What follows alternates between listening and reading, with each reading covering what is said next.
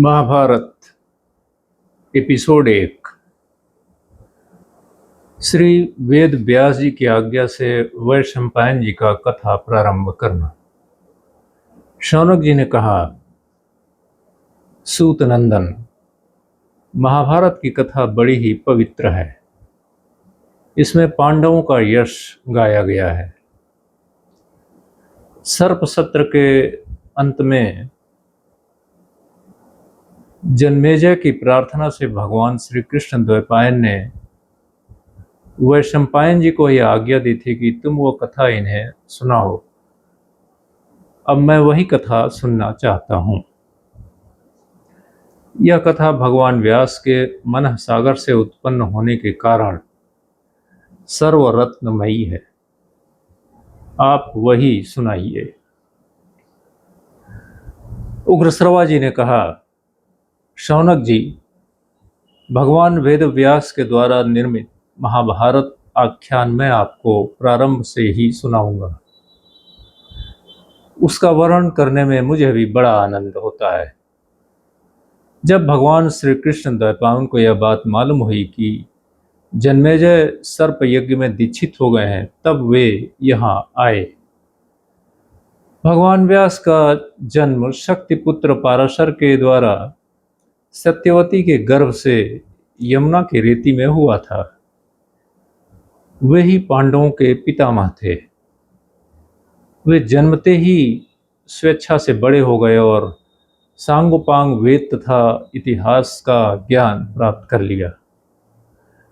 उन्हें जो ज्ञान प्राप्त हुआ था उसे कोई तपस्या, वेदाध्ययन, व्रत, उपवास, स्वाभाविक शक्ति और विचार से नहीं प्राप्त कर सकता।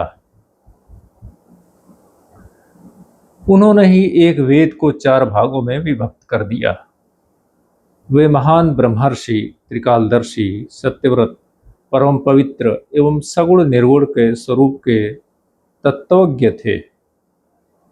उन्हीं की कृपा प्रसाद से पांडु, धृतराष्ट्र और विदुर का जन्म हुआ। उन्होंने अपने शिष्यों के साथ जन्मेजय के यज्ञ मंडप में प्रवेश किया।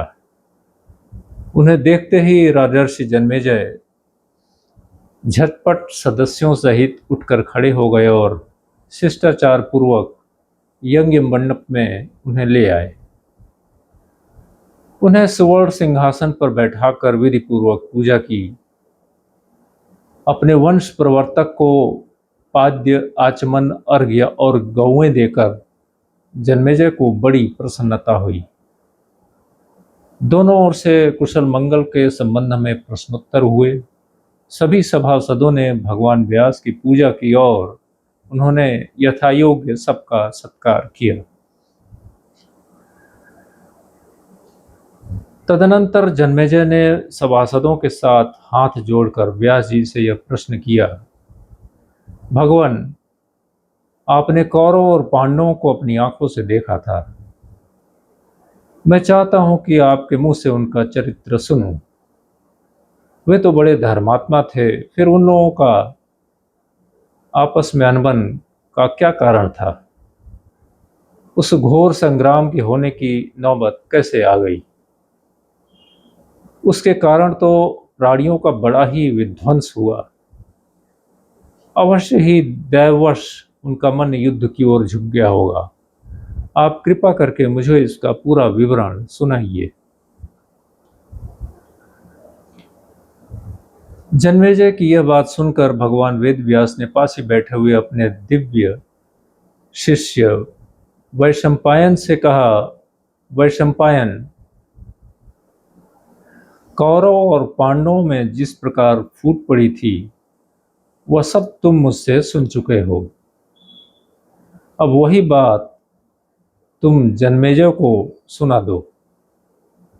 अपने पूज्य गुरुदेव की आज्ञा सुनकर भरी सभा में वैशंपायन जी ने कहना प्रारंभ किया।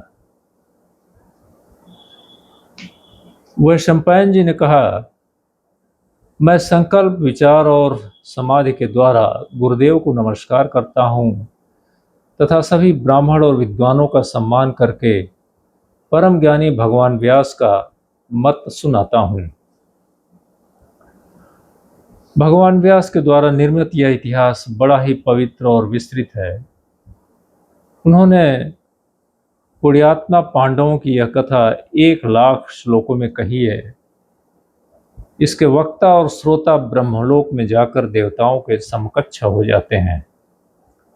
यह पवित्र और उत्तम पुराण वेद तुल्य है, सुनने योग्य कथाओं में सर्वोत्तम है और बड़े बड़े ऋषियों ने इसकी प्रशंसा की है। इस इतिहास ग्रंथ में अर्थ और काम की प्राप्ति के धर्मानुकूल उपाय बतलाए गए हैं तथा इससे मोक्ष तत्व को पहचानने वाली बुद्धि भी प्राप्त हो जाती है। इसके अलावा कीर्तन से मनुष्य सारे पापों से छूट जाता है। इस इतिहास का नाम जय है। संसार पर परम विजय अर्थात कल्याण प्राप्त करने के इच्छुकों को इसका श्रवण करना चाहिए। यह धर्मशास्त्र, अर्थशास्त्र और मोक्ष शास्त्र सब कुछ है। जो इसका श्रवण वर्णन करते हैं उनके पुत्र सेवक और सेवक स्वामी भक्त हो जाते हैं। जो इसका श्रवण करते हैं उनके वाचिक, मानसिक और शारीरिक पाप नष्ट हो जाते हैं। इसमें भरतवंशियों के महान जन्म का कीर्तन है, इसलिए इसको महाभारत कहते हैं।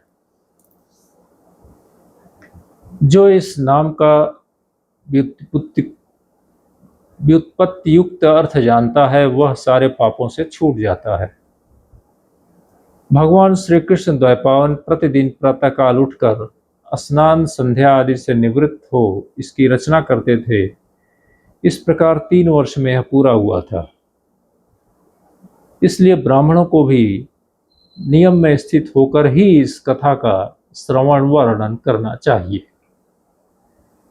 जैसे समुद्र और सुमेरु रत्नों की खान है, वैसे यह सब ग्रंथ कथाओं का मूल उद्गम है।